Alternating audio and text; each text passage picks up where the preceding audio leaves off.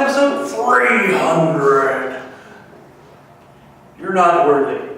Or, better yet, I'm not worthy of having 300 episodes. Quite honestly, without the help of a lot of people along the way, Leela, Julie, Crystal, Penny, Comic Connection, One Up Games, I wouldn't have been doing this for 10 years. So before I get to the reviews, and trust me, there's quite a few of them, I want to say thank you.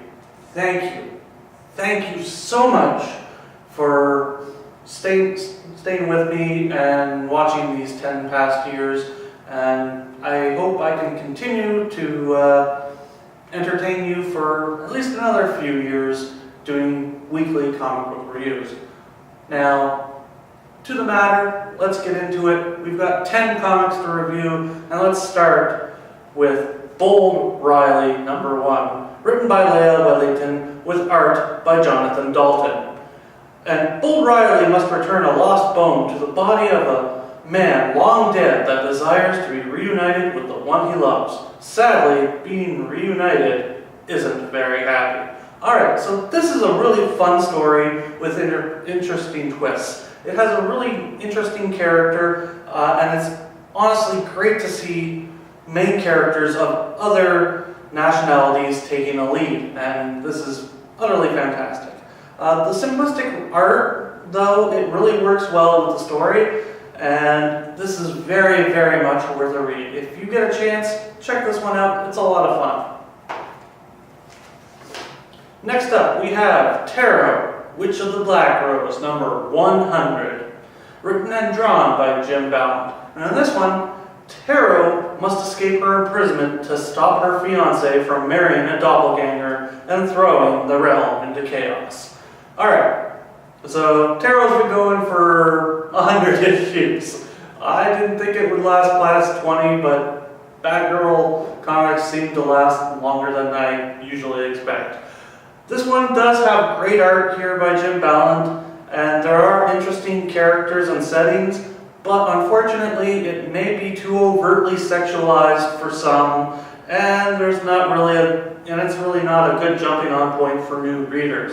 So stay away if you're new to the series, but try it out if you're an old-time fan. Next up, we have Brat Son, #1, written by Ian Edgington, with art by Ian J. Colbert. And this one, the solar system is slowly freezing, but the religious powers that be refuse to confront the evidence. Now, a young girl named Ren must journey to restart the dying Brat Son. Alright, this is absolutely gorgeous. This is one of my favorite books of the last few years, and quite honestly, I cannot recommend it enough. It has absolutely beautiful artwork by Colbert, with very interesting story and world to explore, and honestly, some great theological issues that just can't be explained away. So honestly, if you're in the look for a new steampunk style book, check this one out. It's a lot of fun. Next up, we have Pirouette #1, written by Mark Miller. No, not that Mark Miller, with art by Carlos Granda. And in this one, Pirouette has lived her whole life as a clown, but has always wanted more. And the next town the circus stops in may hold the answers Pirouette has looked for her entire life. Alright, so this is a wonderfully dark and twisted story, and with great art by Granda. Unfortunately, though, there is sadly no really likable characters, and this is definitely not for everyone, and plus, clowns are scary. So unless you're a fan of clowns, I can't recommend this one, unless you're really looking for an interesting, dark story. Next up, we have Archie versus Predator #1, written by Alex DeCampi with art by Fernando Ruiz. And in this one, Archie and friends hit Costa Rica for spring break, and Betty takes an artifact that leads the Predator to follow the gang back to Riverdale to hunt for his prize, Ben Cooper. Alright, so Archie's had quite a few crossovers over the years. He's met the Punisher, he's met the rock band Kiss, and now he's being hunted down by the Predator. So this is a fun, different take on Archie characters in a somewhat mature story. The art here by Fernando Ruiz is absolutely great and really harkens back to some of the better Archie days, and there are just a ton of references to the Predator films, like Dutch's beach bar, which is actually staffed by the cast of Predator. And plus, the biggest bonus of all, Cheryl Blossom dies. Now, as for the bads, Archie is a bit of a jerk, then again, so is Veronica, and unfortunately, Betty seems to be the only one who's sane, but she's the one who starts this whole thing in motion, so it's a little cut and dry there with character development, but it's still a fun little mini-series. If you get a chance, check it out. It's a good laugh. Next up, we have Star versus the Forces of Evil, #1. Written by Zach Marcus with art by Devin Taylor. And Ponyhead is in trouble, so Star and Marco must travel to the Waterfolk domain, where Star is forced to defend her friend in a trial to clear Ponyhead's name, on charges of stealing the Pearl Tiara and graffiti. Okay, if you're a fan of the Star vs. the Forces of Evil cartoon that's currently airing on Disney XD, you're absolutely going to love this. If you're not a fan, stay away. It's not for you. There's absolutely great art here by Devin Taylor, and the coloring makes it look like an episode of the cartoon. The story is a lot of fun, and there are quite a few good laughs. And like I said, unless you're a fan, then there's not much here for you. But if you want to try out something a little different than Sailor Moon with a bit of an attitude, yeah, this is going to be for you. Next up, Bill and Ted's Most Triumphant Return, written by Brian Lynch, with art by Jerry Gaylord. Yep. Hi, Brian. Long time no see. Alright, in this one, Bill and Ted try to find a muse in the form of a young Chuck Denolos, their biggest critic and the very same villain who kills them in Bill and Ted's Bogus Journey.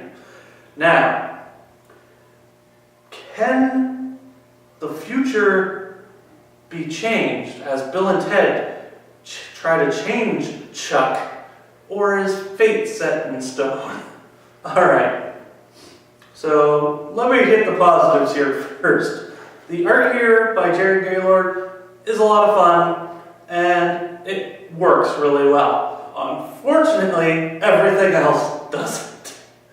And this seems to be a curse with Brian Lynch, as almost everything he's touched, at least license-wise, has turned to absolute crap. From Angel to Minions to this. And the story really doesn't keep me or any of the other people that I've talked to who have read it interested, and it's all over the place and feels forced. And it doesn't feel like a true Bill and Ted story.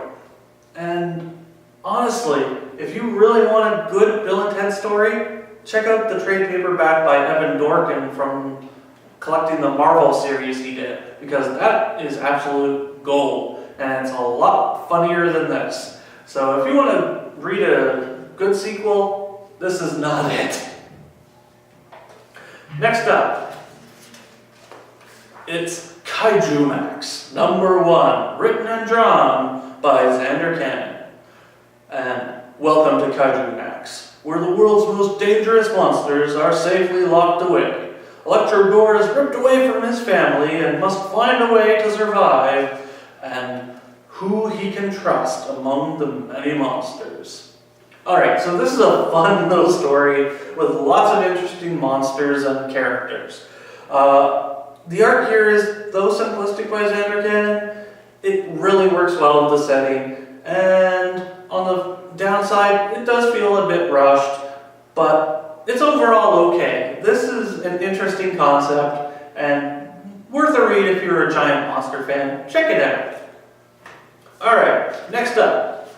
Feathers, #1, written and drawn by Jorge Corona. And a recluse boy covered in feathers named Poe must help his friend Bianca return home beyond the slums of the maze, and perhaps learn along the way of his mysterious past. Alright, so this is absolutely one of the best books I have read in the last few years. And the art here is simply beautiful by Corona. The story here is great, and the steampunk setting just works beautifully. The characters, they're all interesting, and the storyline is fantastic. Honestly, and this is another, like Brat Son before it, if you're looking for a really good steampunk style setting book, this is the one for you. Check this one out, it's a lot of fun. And last up is the return of Tank Girl in 21st Century Tank Girl, written by Alan Martin with art by Jamie Hewlett, Brett Parson, Warwick Johnson Caldwell, Jonathan Edwards, and Philip Bond. And this one features several brand new Tank Girl stories, including the return of co-creator Jamie Hewlett, who's been pretty busy the last 10 or so years, with a little band called Gorillaz, if you don't know. It's honestly nice to see Jamie Hewlett back, even if it's not doing a full book. He's doing at least 6-page shorts, which is fun. And Parsons' The Running Man is the best short in the book art-wise overall, and then it goes way downhill with not much in the way of likable characters or stories. The art in Easy by Caldwell is just plain ugly, and I honestly was hoping for Hewlett to be drawing the whole book, but I'll take what I can get when it comes to Hewlett drawing any comic. So, if you're a fan of Tank Girl, this is well worth a check, but honestly, story-wise, it's just not all there. And even with the inclusion of Hewlett, it's just not perfect. But if you're a Tank Girl fan, it's a little bit of fun. Alright, so that brings us to the close of episode 300. I want to thank you so much for watching. We'll be back next week with the return of Princess Month as we read Mega Princess #1. We will see you then.